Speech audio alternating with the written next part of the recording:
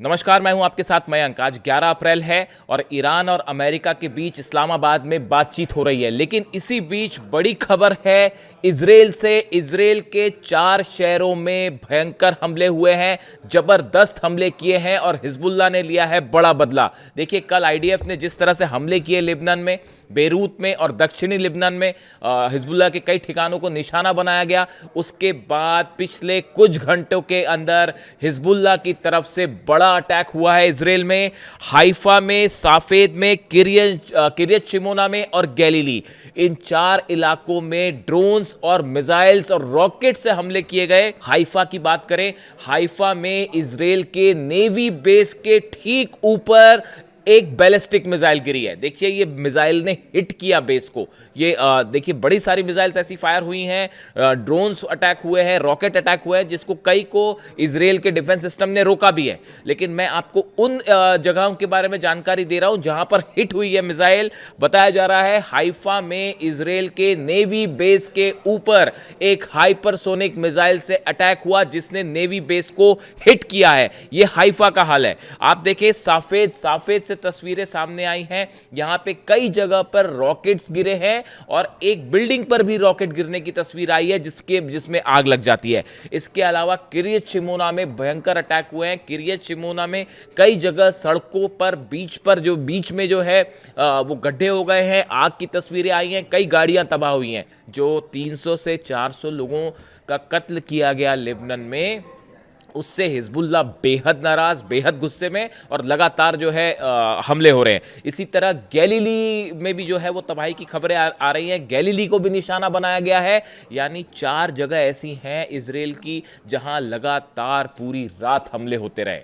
और इतना ही नहीं, सिर्फ हम इजराइल की बात ना करें, इसके अलावा देखिए जो खबरें हैं, 4 देशों से खबरें आई हैं। अगर हम पिछले कुछ घंटों की बात करें, 4 देशों से खबरें आई हैं। बहरीन में देखिए, बड़ी हैरान करने वाली बात है, बहरीन में भी धमाकों की खबरें आई हैं।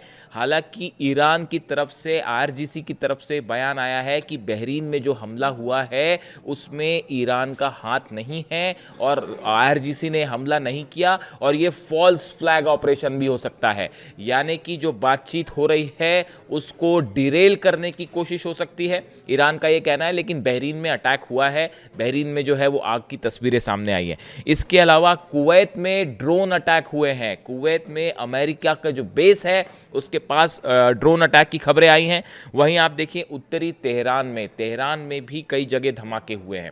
यानी भले सीज फायर हो, लेकिन ये धमाके वाला सिलसिला जो है लगातार जारी है और लेबनान पर हमले जारी ही हैं। यानी आप देखिए, कई जगह जो है वो अब भी लगातार हमले जारी है और इस्लामाबाद में बातचीत हो रही है। यानी हालात ऐसे हैं कि किसी भी पल एक बड़ी जंग की शुरुआत हो सकती है। अब हम एक बार आते हैं बातचीत को लेकर। आपने तस्वीरें देखी, ईरान का डेलीगेशन जो है वो इस्लामाबाद पहुंचा। कालीबाफ और अब्बास अराक्ची साहब दोनों मौजूद थे।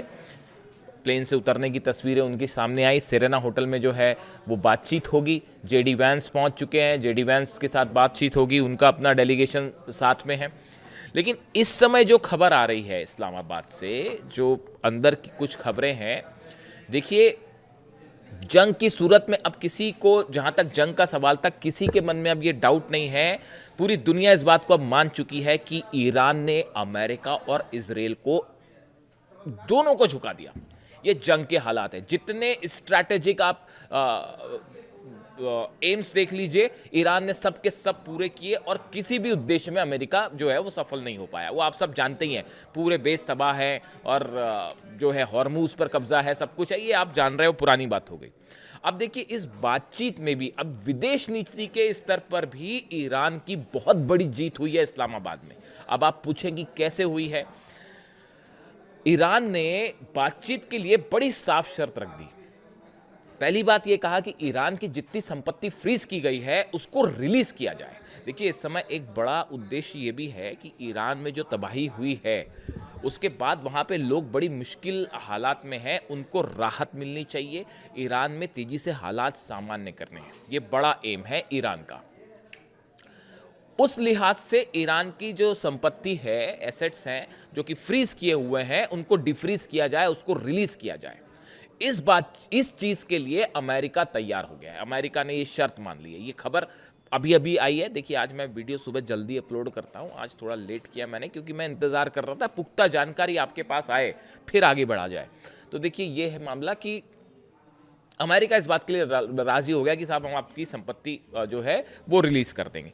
दूसरी चीज, ईरान अड़ गया, जब तक लेबनान में सीज फायर नहीं होगा तब तक हम जो है वो बातचीत नहीं करेंगे। इसको लेकर देखिए, अभी जो नए डेवलपमेंट है उसके मुताबिक इजराइल और लेबनान के बीच में मंगलवार से सीज फायर को लेकर बातचीत शुरू होगी। हालांकि ये मुद्दा वही है, अब नेतन्याहू अपने हिसाब से चीज़ों को तोड़ मरोड़ के और अमेरिका के दबाव में चीज़ें करने की कोशिश है, लेकिन ईरान इस बात के लिए अड़ गया है कि पहले आप लेबनान से सीज फायर करिए तभी बातचीत होगी।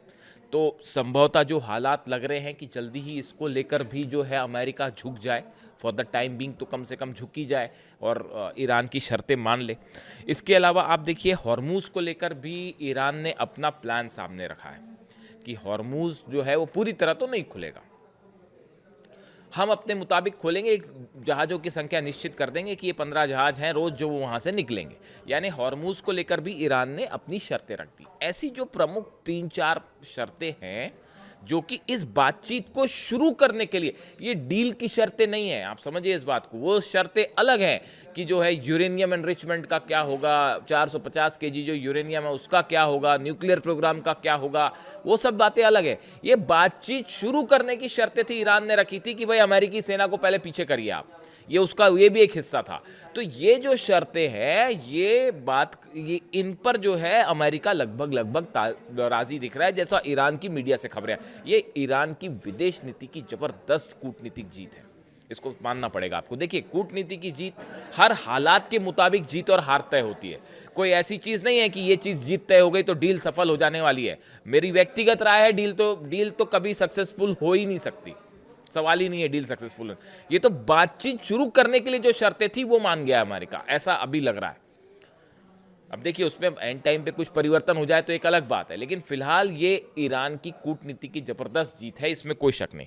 अब देखिए, मामला ये है कि इस जो टॉक्स है सेरेना होटल्स में जो टॉक्स होगी, इसमें सऊदी और चाइना भी अप्रत्यक्ष रूप से शामिल होंगे। इस तरह की खबरें हैं कि सऊदी का एक डेलीगेशन और चाइना का एक डेलीगेशन भी इस्लामाबाद पहुंच चुका है। भले इसके बारे में साफ साफ जानकारी ना आए, लेकिन चीज़ें आई जाती हैं पता। ये भी जो है एक टॉक्स में सीधा शामिल ना हो, लेकिन परोक्ष रूप से इसमें शामिल हो सकता है, पीछे से शामिल हो सकता है। यानी देखिए, हो क्या रहा है असल में, इस टॉक्स में चाहे जितने पक्ष शामिल हों, चाहे सऊदी हो, चाहे चाइना हो, चाहे अमेरिका हो, ईरान हो, हर पक्ष की ये कोशिश है कि वो अपने इंटरेस्ट के मुताबिक इस डील को आगे बढ़ाए। अब इसमें हकीकत ये है, मामला कहाँ फंसा हुआ है, मामला यहाँ फंसा हुआ है हॉर्मूज को लेकर। देखिए, जब तक ईरान के हाथ में हॉर्मूज है तब तक ईरान का अपर हैंड है, इस बात को साफ समझिए, और इसीलिए ईरान जल्दी हॉर्मूज को खोलेगा भी नहीं। अमेरिका के आप बयान देखिए, डोनाल्ड ट्रंप का ये कहना कि उनका जो बयान आया आपने सुना होगा कि ईरानी इसलिए जिंदा हैं ताकि वो बातचीत कर सके, वो डील कर सके। मेरी नज़र में निहायती शर्मनाक बयान है। ये बयान अभी भी ये बताता है कि अभी भी अमेरिका के राष्ट्रपति ये बात नहीं समझ पाए कि ईरान को डरा धमका कर तो आप नहीं झुका सकते, और ये बात जब तक अमेरिका नहीं समझेगा तब तक किसी तरह की डील नहीं हो सकती। हर कदम पे झूठ, हर कदम पर धोखा। कैसे लोग हैं, मुझे जो शर्म आती है। धमकी दे रहे ईरान को कि ईरानी इसलिए जिंदा हैं क्योंकि वो डील कर सके। ये अमेरिका के राष्ट्रपति कह रहे हैं,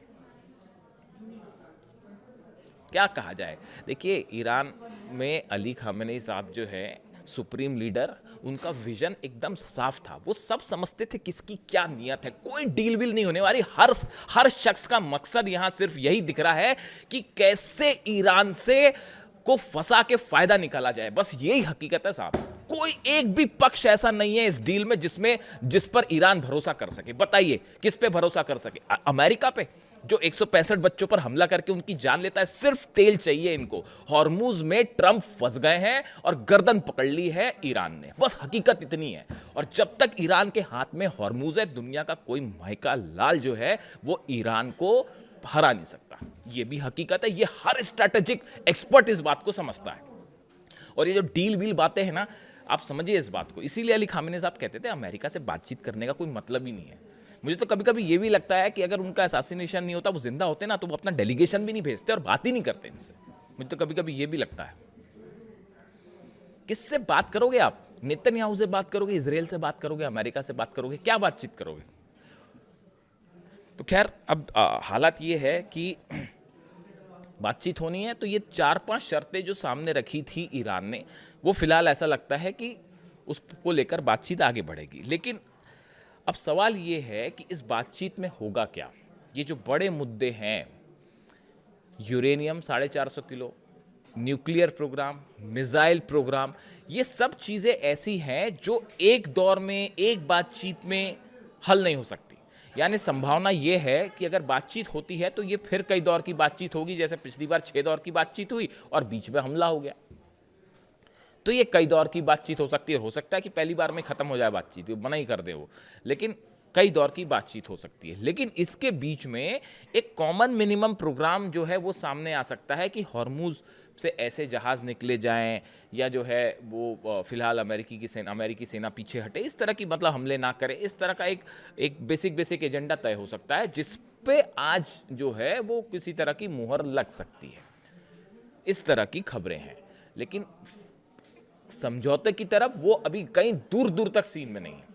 और इस बीच जो ये खबरें हैं अलग अलग, जो 4-5 शहरों में, 4-5 देशों में जो धमाके की अगर अलग अलग खबरें हैं, और लगातार लेबनान पे भी हमले जारी हैं, और उधर हिजबुल्ला जो है वो इजराइल पे हमले कर रहा है। इन सब सूरत में, इन सब सूरत हाल को देखते हुए इस्लामाबाद से जो भी खबर आती है, वो खबर मिडिल ईस्ट में अगले कुछ दिनों में हालात क्या होने वाले हैं इसको तय करेगी। डोनाल्ड ट्रंप का ये कहना कि हमारे जहाज तैयार हैं, उसमें हम और आधुनिक सबसे हथियार तैनात हैं, और हम पिछले बार से भी बड़ा हमला करेंगे अगर डील नहीं हुई तो। यही बात अली खामेनी साहब कहते थे कि ये बातचीत करने के पहले ये तय कर देते हैं कि इसका अंत क्या होगा, इसका निर्णय क्या चाहिए। इसीलिए इनसे बातचीत करने का मतलब नहीं है कि वो पहले से ही तय कर देते हैं कि बातचीत भी करो और ऐसी बातचीत करना और यही निर्णय होना चाहिए, वरना हमला कर देंगे। तो ईरान ने कहा हाँ करना है जो कर लो, चलो। उसके लिए मुस्तफा खामेनी ने आदेश दे दिया है वहाँ पे, और पूरी सेना एक जो है तैयार है, और तेजी से मिसाइल प्रोग्राम फिर आगे बढ़ रहा है। ये जितने लॉन्च पैड्स खत्म हुए थे ना हमले में, वो पूरे 24/7 घंटे जो है वो काम चल रहा है ईरान में, और तेजी के साथ लॉन्च पैड्स फिर से तैयार किए जा रहे हैं, और बड़ी जंग के लिए ईरान तैयार है। यानी जंग के लेवल पर ईरान की जीत हुई है, और विदेश नीति के लेवल पर भी जबरदस्त जीत हासिल करी है ईरान ने। और देखिए कितने सारे देश आज बातचीत करने के लिए जो है वो झुके पड़े, including president of United states. तो अब इस्लामाबाद से क्या खबर आती है इस पर नजर रहेगी। जैसी अपडेट होगा आप तक पहुंचाऊंगा। Thank you so much.